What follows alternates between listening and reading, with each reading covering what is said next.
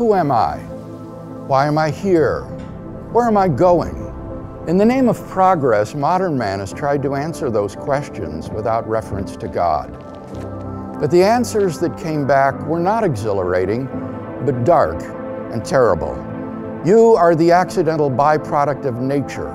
There is no reason for your existence. All you face is death. Modern man thought that in killing God, he had freed himself from everything that repressed and stifled him. Instead, he discovered that in killing God, he had unwittingly killed himself. For if God does not exist, man's life is ultimately absurd. If God does not exist, then man and the universe are inevitably doomed to death. Like all biological organisms, man must die. His life is but a spark in the infinite darkness, a spark that appears, flickers, and then dies forever. Scientists tell us that the universe is expanding, and as it does so, it grows colder and colder. Eventually, there will be no heat at all. There will be no light. There will be no life. This is not science fiction. If God does not exist, then we are inevitably doomed to extinction.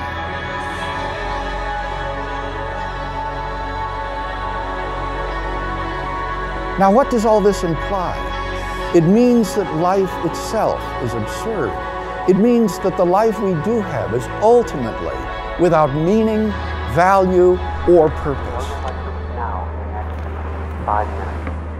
If each individual person passes out of existence when he dies, what ultimate significance can be assigned to his life? His life might be important relative to certain other events, but if all of the events are ultimately meaningless, what can be the ultimate significance of influencing any of them?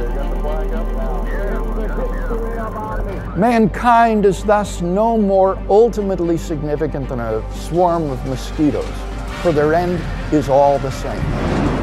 This is the horror of modern man. Because he ends in nothing, he ultimately is nothing. But it gets even more distressing. For if life ends in the grave, it makes no ultimate difference whether you live as Joseph Stalin or as a Mother Teresa.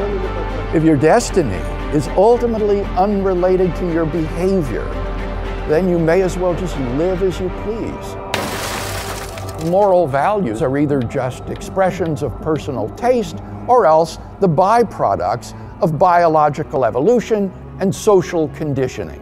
Who's to say whose values are right and whose are wrong?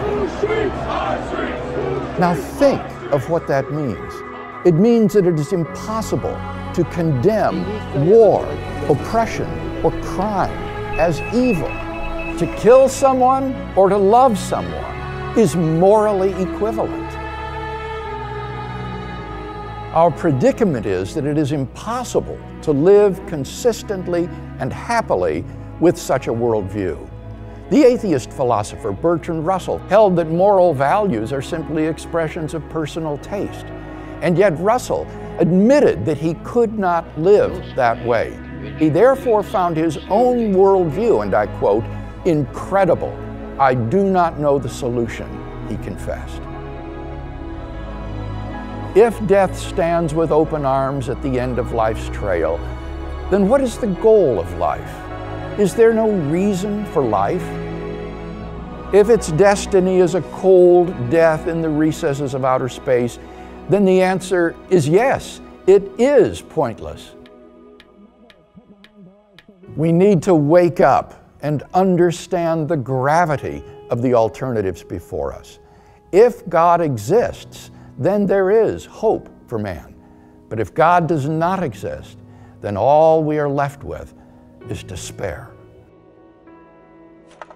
Faced with an atheistic worldview, the philosopher Jean-Paul Sartre realized that life is absurd.